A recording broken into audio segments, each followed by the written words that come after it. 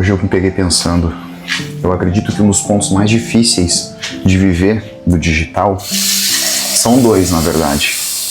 Um é o comparativo, o qual nós estamos sempre fazendo com outras vidas, com outras pessoas, talvez pessoas que nem estão falando a verdade para você na internet, mas que visam muito mais um branding, um posicionamento para poder vender os seus infoprodutos, até porque algo que tem que ficar muito claro na nossa mente é que internet é recorte, rede social é recorte, ou seja, as pessoas só vão demonstrar aquilo que elas querem demonstrar, elas só vão demonstrar aquilo que for benéfico para o posicionamento o qual elas querem passar de percepção para quem assiste.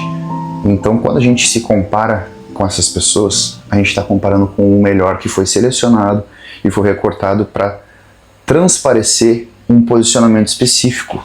Quando você não tem esse entendimento, essa clareza de que você não deve ficar se comparando a todo momento, ou pelo menos quando se comparar, entender que aquilo é um recorte, muitas vezes pode ser até mentira, do que aquela pessoa está transparecendo, as coisas já começam a ficar um pouco mais leves para você, e você, ao passo que você estava colocando uma régua lá em cima, você já começa a entender que talvez aquela régua seja uma ilusão, talvez ela nem exista, porque as pessoas estão muitas vezes mentindo na internet. Outro ponto é que o trabalho nunca acaba. Quem vive do digital vai entender, não só do digital, mas aqui especificamente, né, porque eu já vivo do digital há muitos anos, pelo menos desde 2020, então já são 6 anos aí com muita propriedade para falar sobre isso, é de que o trabalho nunca acaba, nunca tem final, não tem fim.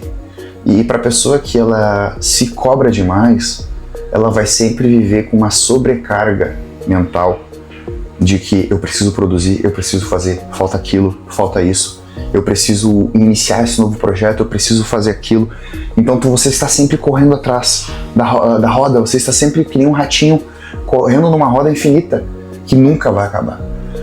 Entender isso e se desligar às vezes, deixar a demanda para depois, quando você tem esse perfil de autocobrança, vai ser muito benéfico para você saber dosar. Só que para saber dosar você tem que ter metas de o que eu vou fazer hoje, o que eu vou fazer nesse turno. Eu já fiz um vídeo, eu vou até deixar aqui o card interativo sobre as Golden Hours, o conceito de Golden Hours. Agora são as minhas Golden Hours, agora são exatamente 8 horas da manhã.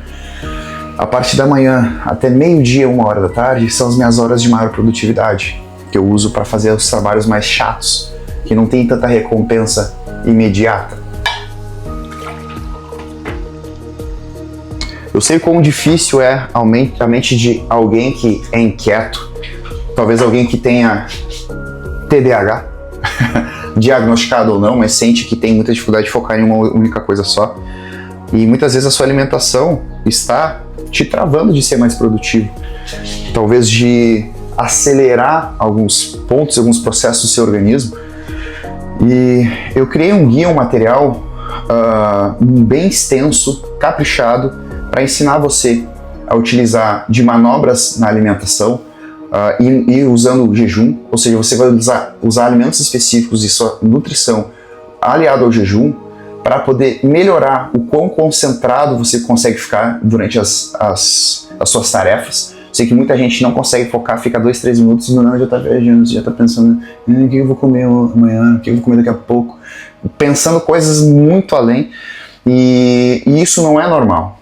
O normal é que você fique sim muitos minutos concentrados, tire uma pausa, depois mais muitos minutos concentrados, e assim você vai estendendo. E existem coisas que te freiam de conseguir evoluir nisso e coisas que te aceleram. E o seu estado de acuidade, de concentração, ele fica aumentado a depender do seu estado alimentado. Se você está muito alimentado, o que acontece? Você fica com sono. Não é o que acontece após o meio-dia, aquele sono, aquela vontade daquele docinho, você fica totalmente morgado. Isso é uma resposta fisiológica. A mesma coisa em jejum, quando você está em jejum, você fica em um estado de alerta maior. Então você entender essas nuances e usar isso a seu favor é uma grande virada de chave. Esse guia, ele está na descrição do vídeo. Eu tenho certeza que você vai gostar. E se você não gostar, você pode pedir reembolso. É um valor simbólico, mas com certeza isso vai mudar a sua vida. Entender como a alimentação está te afetando beneficamente ou de forma prejudicial é uma grande virada de chave de pessoas que de fato são produtivas. Entendendo isso, entendendo que o meu cérebro funciona melhor em determinado período, eu vou trabalhar a favor disso. A gente tem que entender que a gente nunca vai ganhar de como o cérebro funciona e de como o nosso corpo funciona.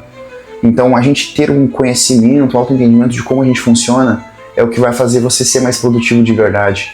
De fato fazer as coisas que você precisa fazer. Então você nunca vai ganhar do seu cérebro. Se o seu cérebro, ele, a partir do almoço, ele já começa a ficar mais procrastinador, se você já está no ambiente de determinadas pessoas, você sabe que não consegue produzir tão bem, não tente ganhar disso. Tente jogar com essas situações. Evitar determinados cenários, facilitar com que certos cenários se construam. Ter esse entendimento de arquitetura de produtividade é o que vai fazer você conseguir fazer as tarefas mais chatas que você não tem vontade de fazer. E assim como eu sei que tem muitas pessoas que apanham e lutam muito contra esse sentimento de que vou fazer depois, isso não me dá prazer nenhum, eu não consigo me movimentar, sair do meu ponto de inércia e partir para o ponto de atividade de certa forma facilitada. Existe uma resistência muito grande entre o sair da estagnação, do ponto de pausa, ponto onde você não está fazendo nada. Por exemplo, eu estou aqui, vamos dizer que eu tenho que lavar a louça aqui. Eu pegar e sair desse ponto de pausa, vamos dizer assim, até eu fazer a ação, esse caminho, muitas pessoas têm uma resistência absurda. Geralmente quem tem TDAH tem esse tipo de problema, onde o medicamento que vem, o Venvance, a Ritalina, vem e facilita e tira esse ponto de fricção entre eu pensar fazer algo e ir lá e fazer. Então as pessoas que têm dificuldade disso precisam lidar principalmente de uma forma natural. Existem estratégias alimentares que a gente pode fazer que facilitem esse ponto. Por exemplo, se você come demais, a sua insulina sobe demais e isso desacelera o seu sistema nervoso. Então o que seria a função da adrenalina, do cortisol, acaba sendo inibido por conta desse sistema nervoso, ou seja, você nunca vai ganhar do seu corpo. Se você come e se sente preguiçoso, você nunca vai ganhar disso. O que você vai fazer é não deixar para fazer as suas tarefas após comer.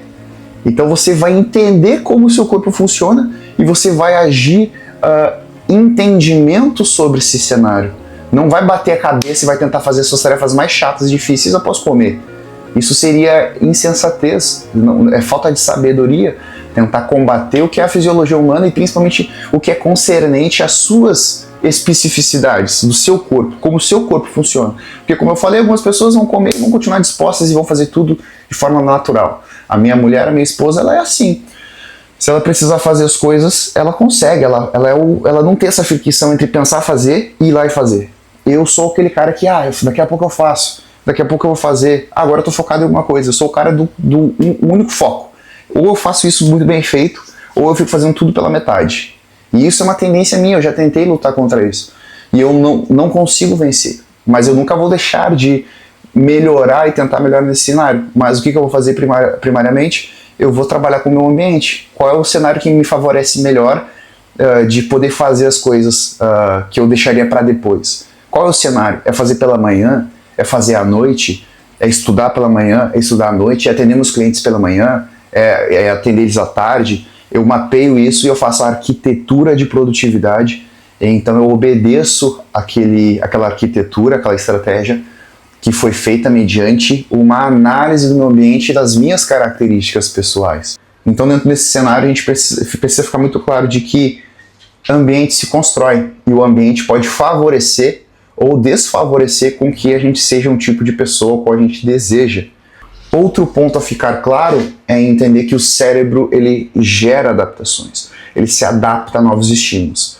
Então eu era um cara muito pior, hoje eu sou muito melhor, porque eu fui insistindo com certos hábitos, com certas ações, e a partir de que eu vou insistindo, meu cérebro ele vai se remodelando, as redes neurais vão gerando adaptações para facilitar aquele hábito que está sendo martelado todos os dias, por meses, semanas, e semanas, e semanas, e mais meses, até que aquilo fique natural. Então, não se limite e não deixe que a falsa crença de que eu sou assim, nasci assim, vou morrer assim, te domine e te mantenha confortável em ser alguém que não consegue dominar as suas próprias ações. Talvez você não seja, assim como nunca você como minha mulher, talvez você não vai ser aquela pessoa que você se compara. Mas, talvez ao seu eu desse ano, o ano que vem você vai ser muito melhor. E essa é a comparação adequada e correta. De buscar ser melhor do que você já é.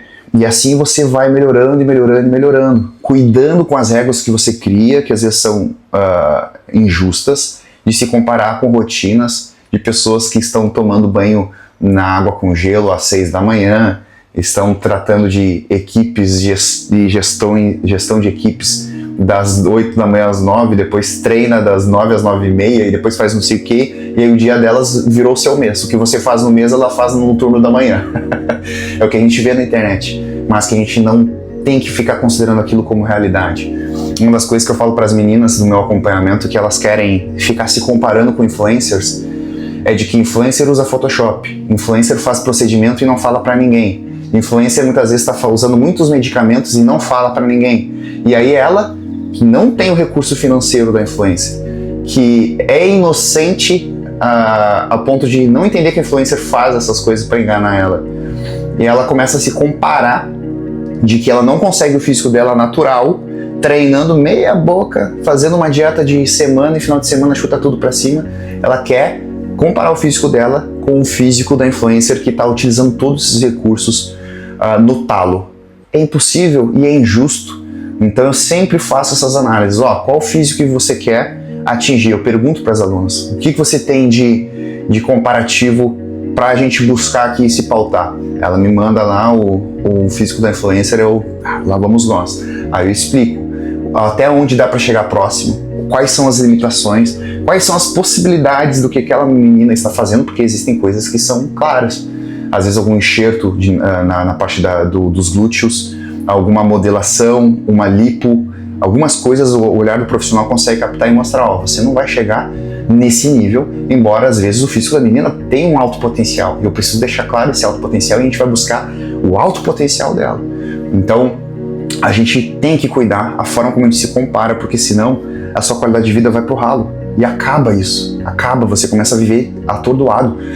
Tem gente vivendo vida dos sonhos, mas atordoado porque não está um patamar acima. Tem gente ganhando 10, 20, 30 mil no digital e tá atordoado porque não tá ganhando 50, 100. E eu mesmo já me peguei e até luto contra esses comparativos ainda.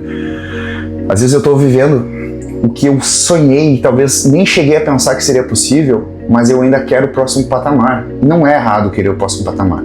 O problema é quando você está se comparando e você está almejando esse no próximo nível, mas isso rouba a sua alegria do hoje. Esse é o nosso erro, e isso não dá. E eu, como cristão, não posso deixar com que isso roube a minha alegria e minha tranquilidade do hoje. Jesus diz que a gente não deve andar ansioso por coisa alguma. Como é que tem andado o seu coração? Será que você não está andando ansioso demais para alguém que está vivendo uma vida tão boa como você está vivendo hoje?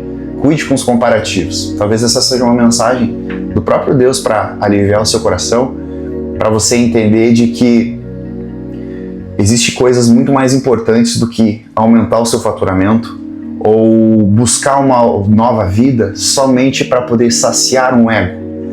Olhe para o hoje, veja as coisas que você já tem, agradeça isso. Seja fiel no pouco, talvez venham muito para você. Não fique só olhando lá para frente, lá para frente. Eu costumo dizer para as pessoas, os homens, as meninas que entram no meu acompanhamento, que a correta avaliação de evolução não é olhar só o hoje para o futuro, mas é olhar onde você começou para o hoje, fazer essa consideração de o quanto eu evoluí e sim fazer o comparativo com onde você quer chegar. Muitos de nós só ficam comparando o hoje com o que a gente quer chegar. E isso rouba a alegria, porque sempre dá a sensação de que é insuficiente, mas você não está olhando para trás do ponto de partida, do quão incrível é a sua trajetória até aqui. E, inclusive, eu falando agora para vocês, eu vejo quão incrível é a minha trajetória até aqui, de conquistar coisas que na minha família inteira ninguém conquistou.